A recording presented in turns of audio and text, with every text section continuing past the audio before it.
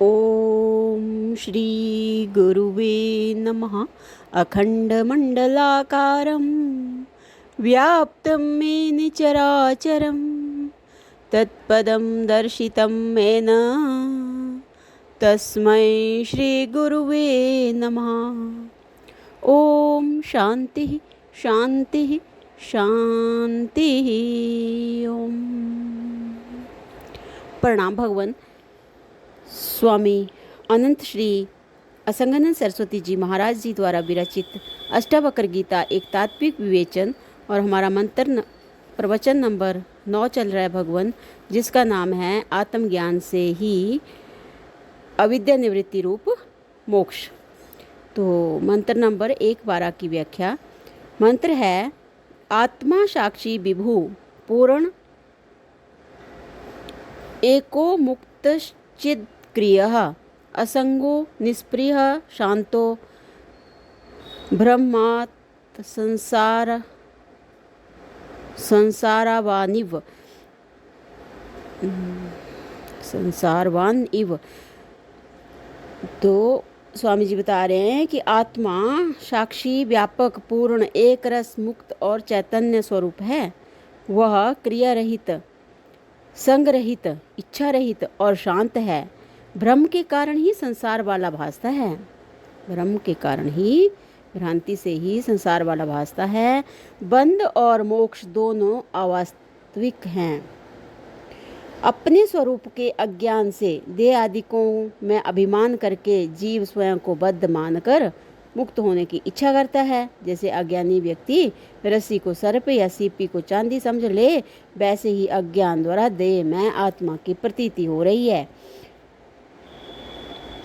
वैसे ही अज्ञान द्वारा देह में आत्मा की प्रतीति हो रही है।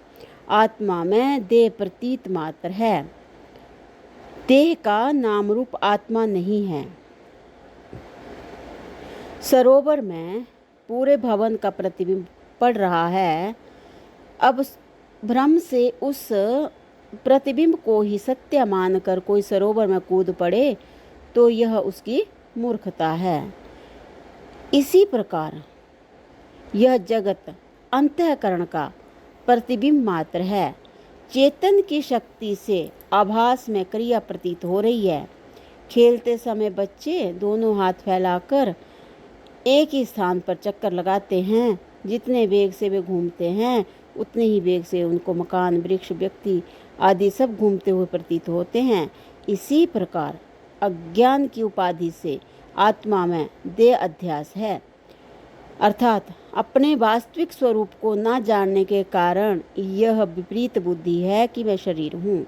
आत्मज्ञान से अध्यास निवृत्त होकर जीव अधिष्ठान के ज्ञान में स्थिर हो जाता है। यह आत्मा तो मुक्त है, बंधन रहित है। बंधन तो शरीरगत और मनोगत है। बंधन तो शरीरगत और मनोगत हैं। जब जीव का शरीर अथवा मन से संबंध छूट जाता है तभी आत्मा के मुक्त स्वरूप का अनुभव होता है। आत्मा चैतन्य है। यह समस्त सृष्टि उसी चेतन की अभिव्यक्ति है। इसमें कोई कृतित्व नहीं, मात्र इसकी उपस्थिति से सब क्रियाएं हो रही हैं। आत्मा असंग है। इसका कोई संगी साथी परिवार नहीं। सर्व संबंधों को चेतन शक्ति देती हुई या सर्वथा निर्लिप्त है। आत्मा आकाश की तरह विभु पूर्ण और एक है। व्यवहार में भी घटाकाश मठाकाश का भेद नाम रूप से है। उपाधि से अंतर प्रतीत हो रहा है। पूर्ण का अर्थ एक है। जीव ईश्वर का अंश है। अंशांशी भाव उपाधि से माना गया है। पूर्ण तत्व से पूर्ण निकाल लो तब भी पूर्ण शेष रहेगा। मन में मान लो कि बीच की दीवार नहीं तो सर्वत्र आकाश ही पूर्ण है। मैं परिचिन्न हूँ, ऐसे ये देहादिक हैं। मैं सुखी हूँ, दुखी हूँ, ये सब अंतःकरण के धर्म हैं। इनको आत्मा में आरोप करके इनके साथ तदात्म्य रूप ब्रह्म की निवृत्ति आवश्यक है। अष्टावक्र जी पुनः राजा जनक जी को उपदेश करते हुए इसी बात पर बल दे रहे हैं कि हे राजन, सर्वप्रथम अपने यथार्थ स्वरूप का दृढ़ बोध होना चाहिए। अपना यथार्थ स्वरूप कूटस्थ है, निर्विकार है। जानने के बाद वैसी भावना बनाएं।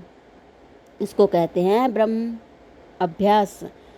चिदाभास संसार में रहते हुए सब नाटक कर रहा है। चिदाभास संसार में रहते हुए सब नाटक कर रहा है। शुद्ध चेतन तो अक्रिय है। अंतःकरण में जो प्रतिबिंबित चेतन है उसके द्वारा क्रिया हो रही है, उसका भी शुद्ध स्वरूप चेतन है। मैं आभास का मूल रूप कूटस्थ हूँ। कूटस्थ चेतन ही ब्रह्म चैतन्य है।